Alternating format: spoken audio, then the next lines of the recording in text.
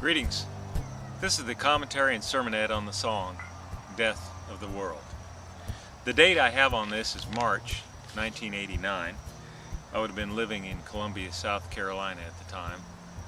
I don't have any notes if this was a one-shot deal or if this evolved over a time period. I have the feeling that it came pretty quickly, but it would have evolved somewhat as I've thought of the verses in particular. So I'd like to just jump straight on into the lyrics.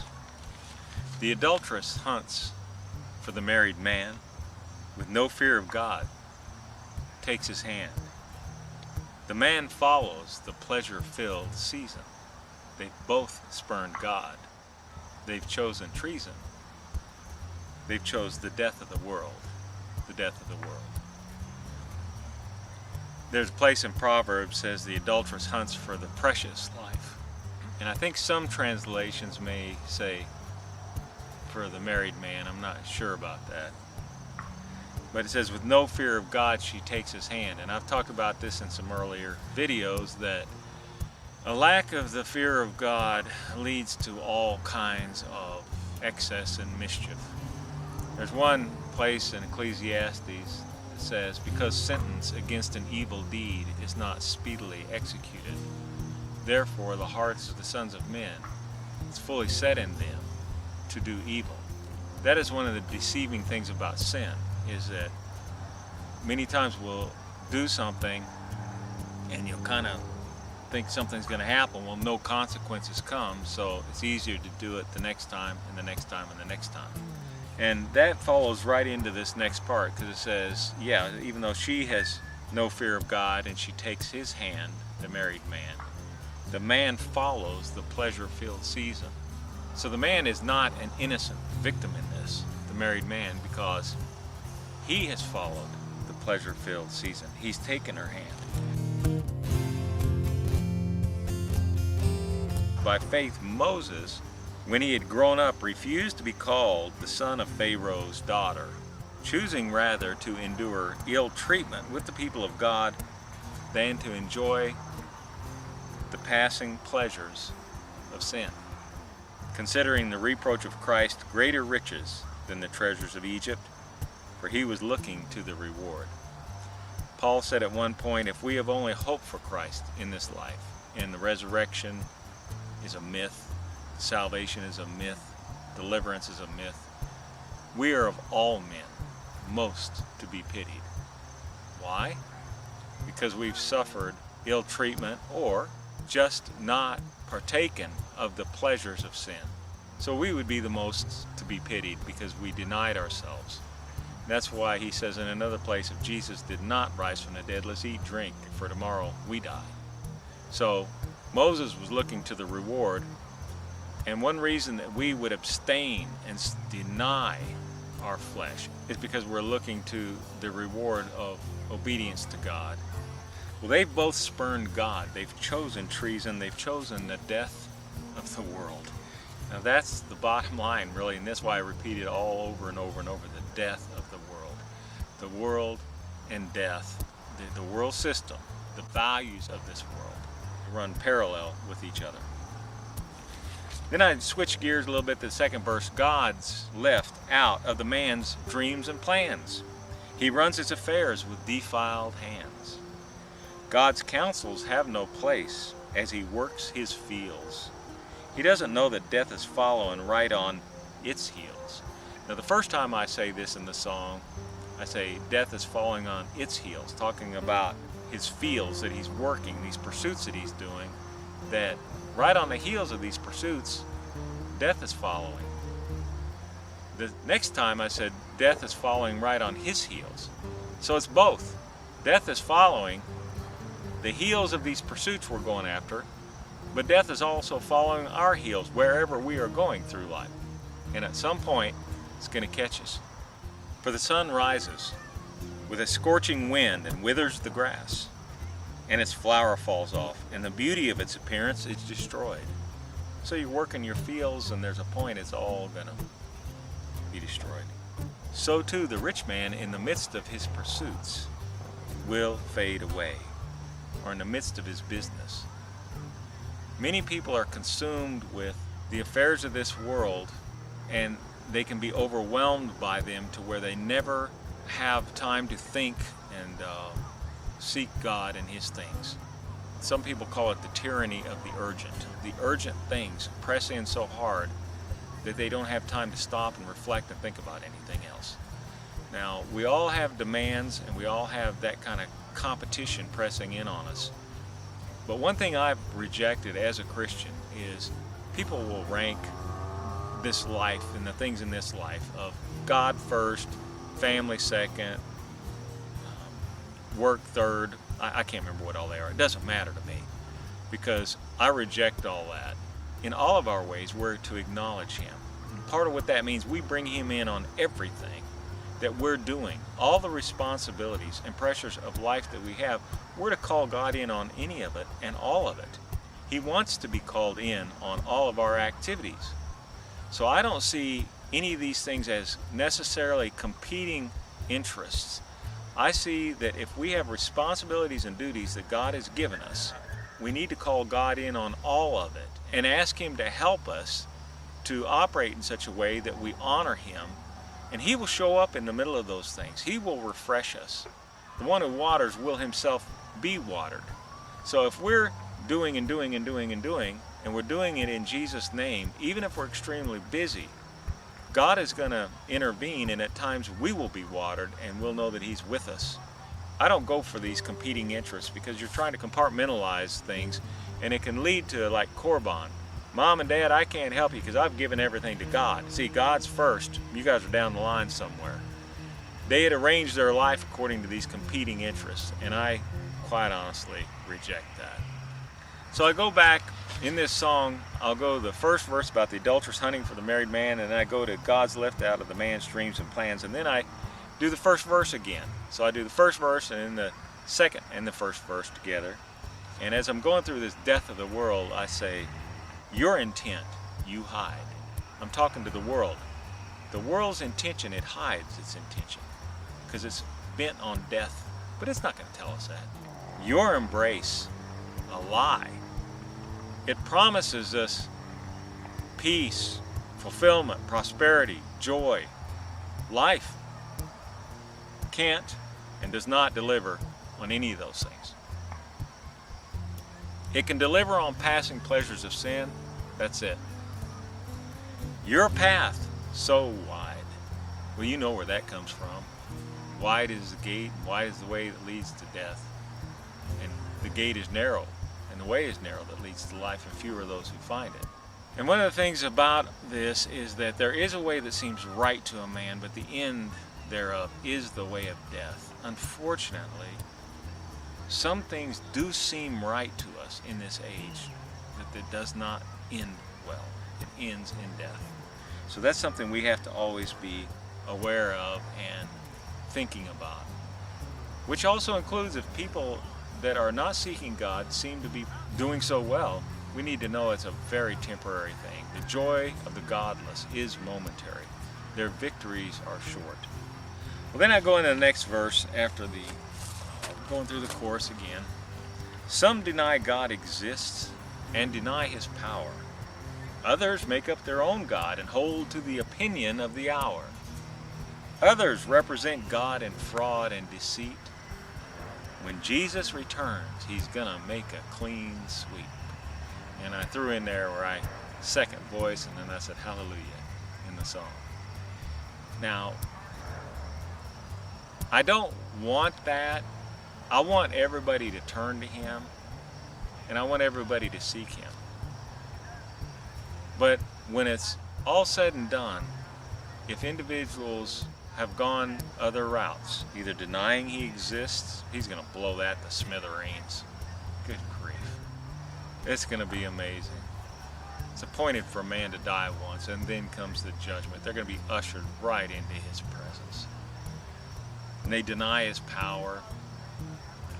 Others make up their own God, hold the opinion of the hour.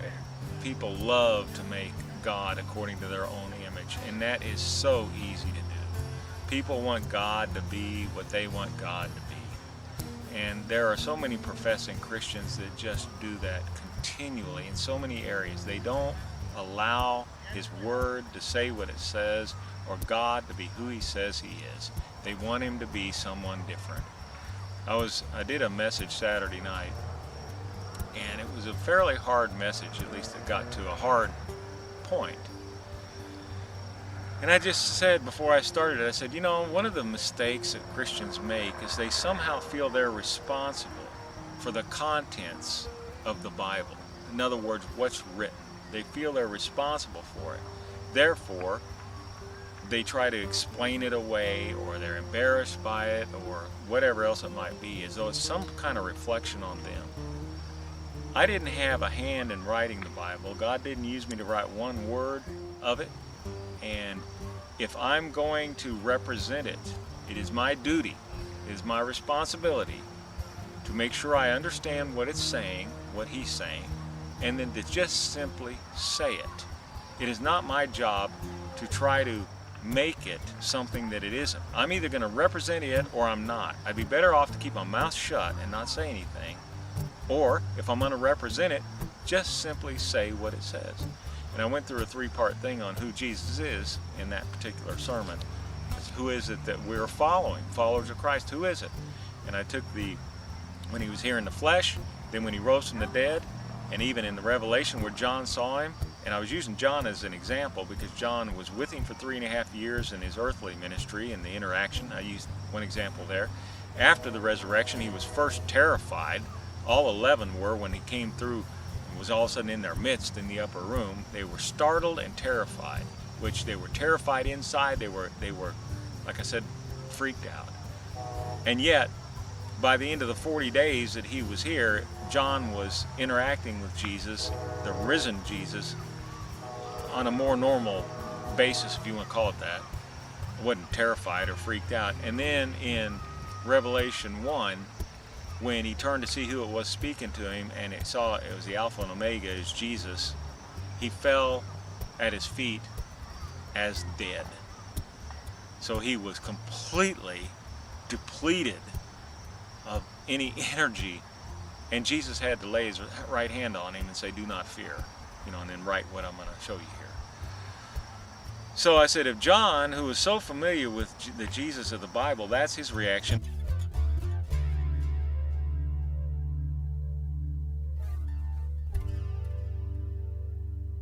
The one who was, the one who is, and that's part of who He is, even that Revelation view of Him, but then who is to come.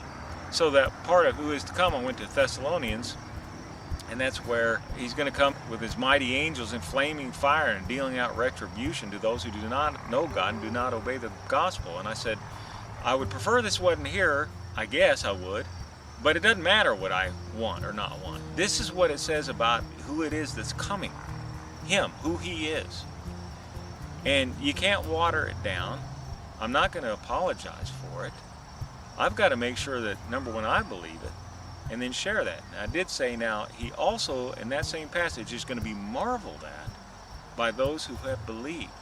So as great as I think He is and magnificent, to see who He really is, when He returns, I will be stunned.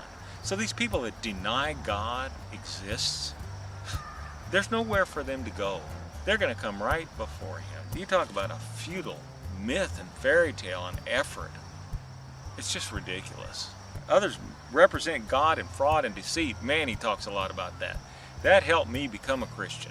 Now you'll find that in 2 Peter, about they are clouds that promise rain, but there's no rain in them. And they're like hidden reefs in your love feast. A hidden reef, you're going along and they cause shipwreck, damage. And they're frauds. Some of them are acting deceitfully for money, and they know that's what they're doing. Some of them don't. They think they're representing God, but it doesn't matter, because when Jesus returns, He's going to make a clean sweep. And then I go back into the second verse, God's left out of the man's dreams and plans, and then the first verse, the adulterous hunts. Then I said, those not gathering are scattering the death of the world. That comes from Luke 11:23, where He said, He who does not gather with me scatters. If we are not actively on board with Jesus Christ, actively pursuing His agenda, whatever we're doing is scattering. That's just the way it is. And he's the one that's going to call it either gathering with him or we're scattering. Hopefully, you're listening to this because you want to be one gathering with him, as do I. I've asked the Lord I'd rather be used by you one time in the rest of my time on this earth than into all kinds of things that I think is ministry or whatever else might be that you're not into. And that's where we must seek him and his agenda and his design and his will or his intention for our life. And each individual has to do that. No one can do it for us, and we must do that. To seek him on what our gifts are and what the callings are that he would give to us. And we need to look at what's in our hands right now, today, and be faithful. Because if we're faithful in a very little thing, he says we'll also be faithful in much. And he'll entrust us with more. So we've got to be faithful now and today in the duties and responsibilities he's placed in our hands. And if we do that, then by practice of doing that, he can expand those responsibilities and use us more. Now I turn and I talk to the world. And this is in this bridge. And the guitar changes. I use a swirling echoes is what it's called. Even while it's dying, the world is very strong. It's gotten wise with its age, but it cannot admit wrong. To be freed from its grasp, we haven't got the power. What tasted so sweet so quickly turns sour.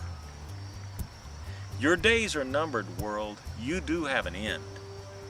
Your victories and champions God will rend as Jesus claims his righteous domain. And with my brethren, I'll be singing this refrain. Death to you, world. It's your turn now. Death to you, world. You had your day. Death to you, world.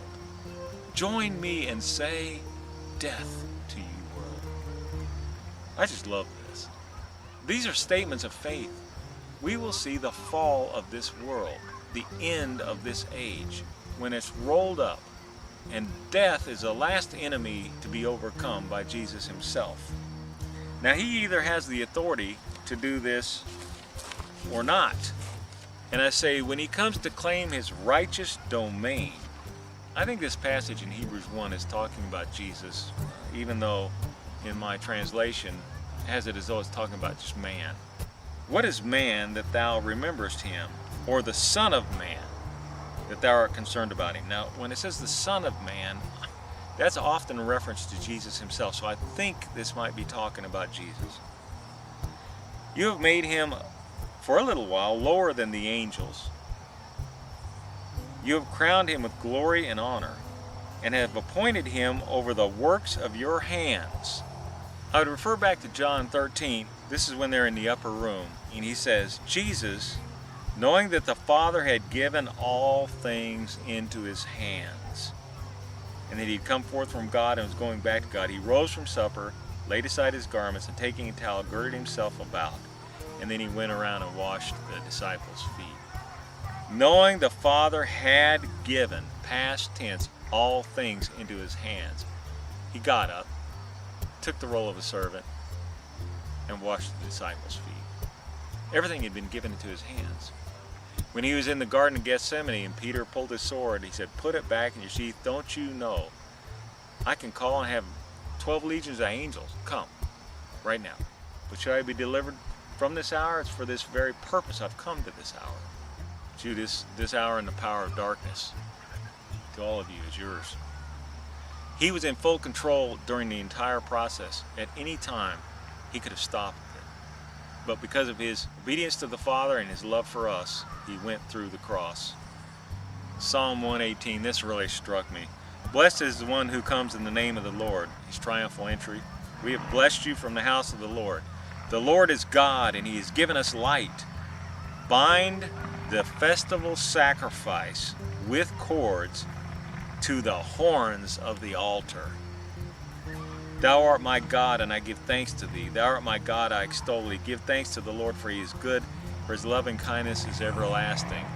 Our thankfulness and joy is all centered around the festival sacrifice, Jesus being bound with cords to the horns of the altar. I need to look that up, but Jesus was bound and nailed to a cross like the horns of this altar. It's just, it's astonishing.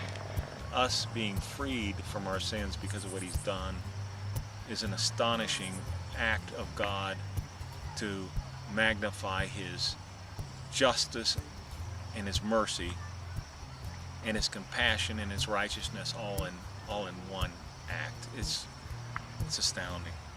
But see, the world, even though it's dying, it's still very strong. The allure is just strong. And I think it's just like Satan, and the angels, they learn as they've gone along. Well, this world has learned how to entice us more and more strongly in more and more ways as there are more and more people and there's more and more defiance. It's gotten wise with its age of worldly wisdom, but it can't admit wrong. See, true wisdom admits when you're wrong, but the world cannot. To be freed from its grasp, we haven't got the power. What tasted so sweet, the pleasure of those sins so quickly turned sour. Your days are numbered, world. You do have an end. Your victories and champions, God's gonna rend, tear apart. As Jesus claims his righteous domain, and with my breath I'll be singing this refrain, death to you, world. Well, then I go into the end, and I say at the very end, beware, my brothers, of the death of the world. Beware, my sisters, of the death of the world. Beware myself of the death of the world. May God help us to see sin for what it is. May he help us to see the world's philosophies and the world's priorities and the world's value system for what it is. Death. Anti-God. One point he says in James, you adulteresses, aha, no, there's a different kind of adulteress. Do you not know that friendship with the world is hostility towards God? Therefore, whoever wishes to be a friend of the world, or the word there, friend is philos, to cherish the world, makes himself an enemy of God. That's where he was saying we lust, we don't obtain, we don't have because we don't ask, we don't receive because we have wrong motives, that we might spend it on our pleasures.